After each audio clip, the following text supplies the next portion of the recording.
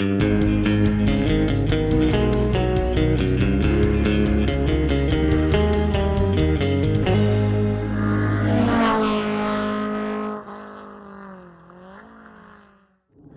and welcome to the first ever episode of Car Court, where cars are bad until proven good.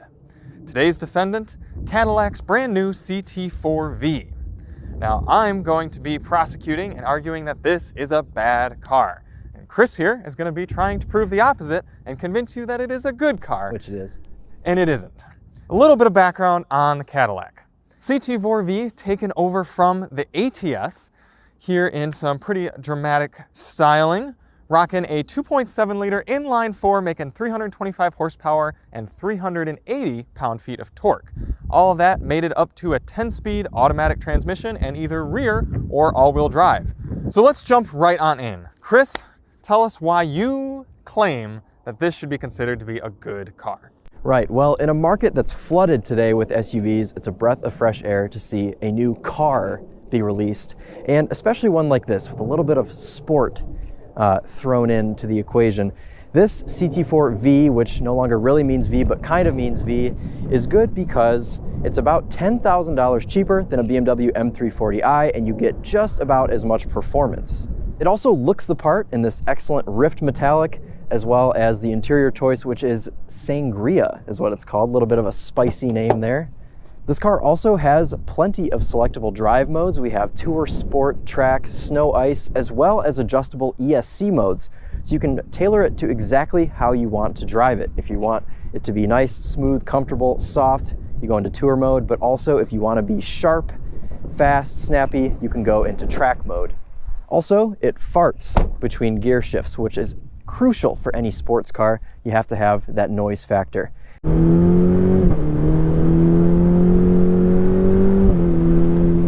And, as Charlie mentioned earlier, this car is all-wheel drive, which means you can drive it year-round. And while you're farting through those gears, this car will get to 60 in just 4.5 seconds. And coming down this dirt road here on the way today, it rode just great. I have no back pain, anything like that. The car is very comfortable, as it should be, as it is a Cadillac.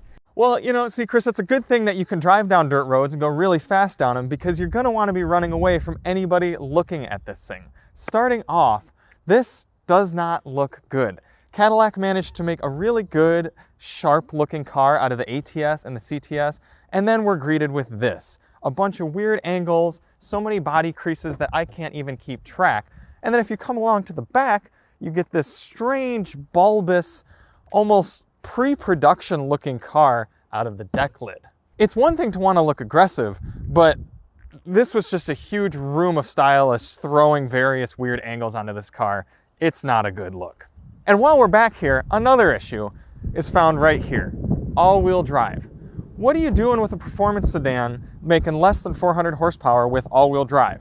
All that tells me is Cadillac's trying to cater to an old demographic who wants to be able to drive their sports car all year round and doesn't know how to handle a proper sports car with proper rear-wheel drive. The next issue you find under the hood. This is a truck motor, and it's a bad truck motor.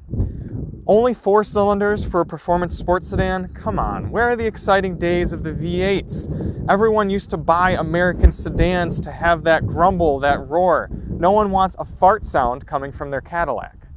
On top of that, you get 10 different farts every time you shift through all of the different paddles. Why are we driving performance sedans with 10 speeds? You're going along the road, you're driving nice and easy, and you decide you want to get sporty, so you throw it into manual. 9, 8, 7, 6, 5, 4, 3, until you finally get into the power band and get to have some fun with this thing. The next issue comes behind the wheel. Cadillac must still be chasing BMW because now they've got dead steering just like BMW. There's virtually no steering feel from this car. Hopefully it's just the winter tires giving us that issue, but right off center, there's no communication from the road whatsoever. Definitely not a sports car attribute. And lastly, the name. Cadillac spent 2 decades cultivating a cool action performance name out of V. V really started to mean something, and then they completely threw it away and switched over to Blackwing. Now they've got to start all over again with the Blackwing models, and where does that leave this? technically it's not even called V, it's V series. So what does that mean V is? Worthless. Chris. Yes. I take a look over there. That's your car, isn't it? Yes. Can you explain to the audience what that car is? Lexus IS300. And what transmission does that IS300 have? It has one. It has a transmission. Yep. Now, does the car, if you don't engage with any sort of third pedal in that car, will it continue forward over, say, 30 miles per hour? No.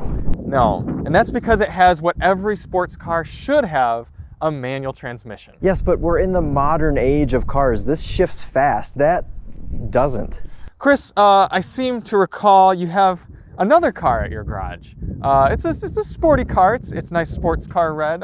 Can you please explain to the audience what car that is? It's a Porsche with a manual, but back then... Now, Chris, I seem to recall you have a third vehicle.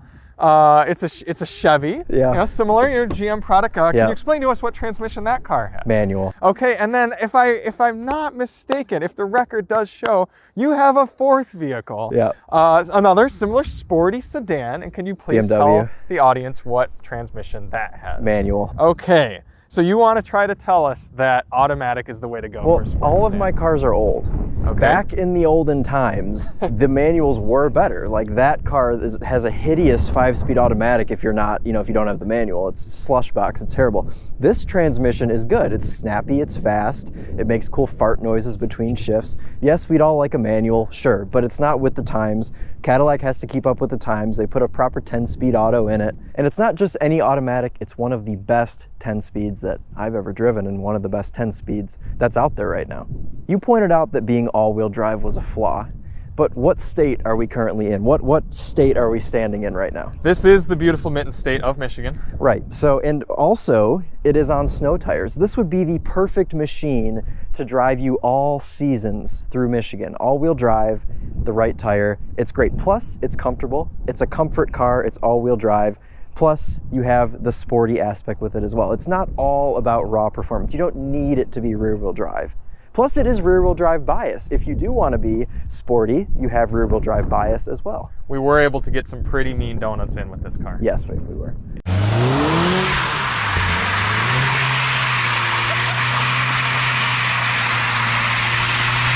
Yes, but any real sporty performance car these days, I mean, Corvette, anything that you genuinely want to have for driving enjoyment still ought to be rear-wheel drive. What about the Porsche 911 Turbo S? Yeah, that's or the just for Lamborghini going, Huracan? Those are just for going fast.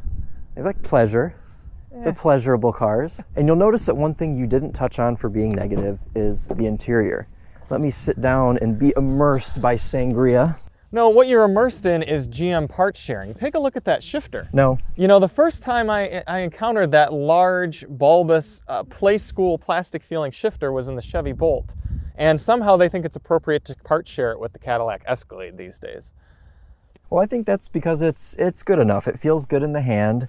It clicks nicely into reverse and drive. I haven't been confused with the way that it operates. Like the shifter in the Porsche Cayenne's terrible. But this one actually operates perfectly fine. I have had no issues with it at all.